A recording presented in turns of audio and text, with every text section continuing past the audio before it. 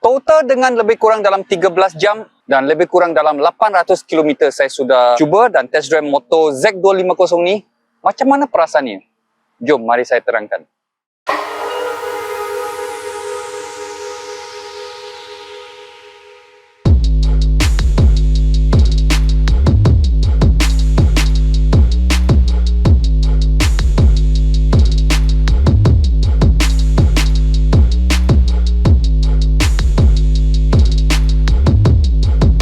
Tapi apa-apa pun saya akan ceritakan apa perasaan semasa saya first time saya naiki motor Z250 ni.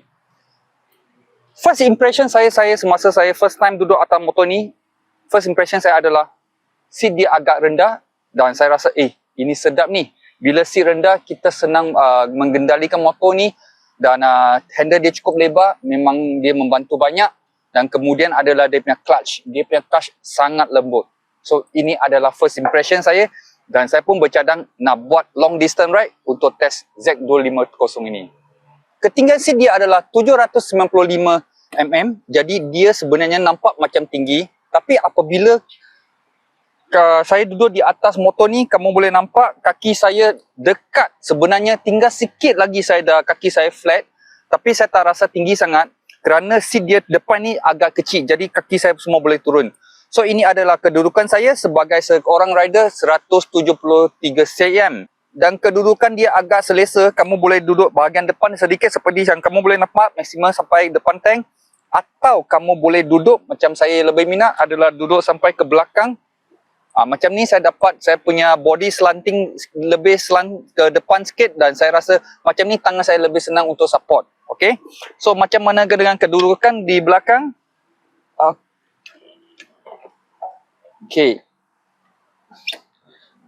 Okey, ini adalah kedudukan di belakang rasa agak tinggi tapi okey. Untuk pembonceng pula ini adalah kedudukan dia. Saya rasa agak tinggi seperti macam biasa. Motor sekarang semua adalah 2 step seat macam motor racing. Jadi dia punya seat memang agak tinggi sikit lah tapi okey. Pembonceng itu boleh tahan dengan dia punya tangan di depan tank di sini.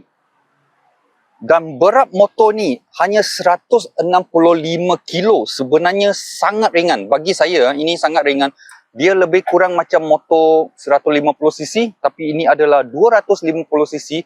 Dan saya nampak banyak bahagian dia cuba mengurangkan beratnya dengan menggunakan aluminium atau steel yang hollow. So ini adalah satu motor yang sangat atau sesuai untuk kegunaan baik harian atau long distance kerana dia sangat ringan. Dengan tangki 14 liter, sebenarnya 14 liter itu banyak. Tapi saya boleh katakan 250cc dia agak makan minyak sedikit. Tapi kalau kamu set sprocket dengan betul, motor ini boleh cecah confirm lebih 500 dengan satu tangki penuh. Okay, untuk enjin pula, dia datang dengan twin cylinder seperti yang kamu boleh nampak. Ada 2 exhaust. Enjin 249cc dengan menghasilkan 28 horsepower dengan 23 Nm of torque dan sudah tentu dengan liquid cool. Datang dengan gearbox kelajuan 6 speed dan sprocket yang agak besar. Bagi saya mungkin boleh kurang lagi 2-3 gigi supaya lebih sedap lagi di highway.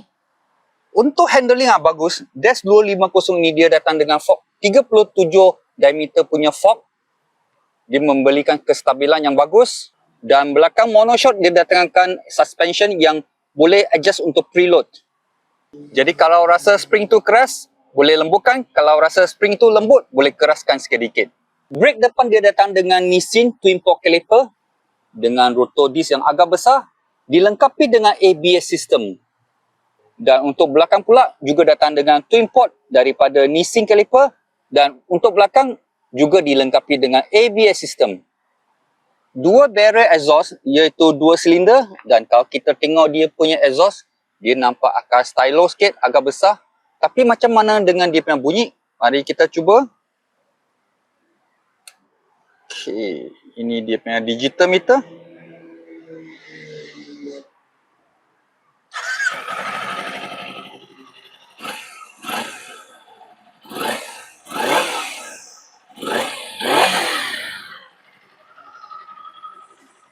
Jadi selepas test drive selama lebih kurang 13 jam in total.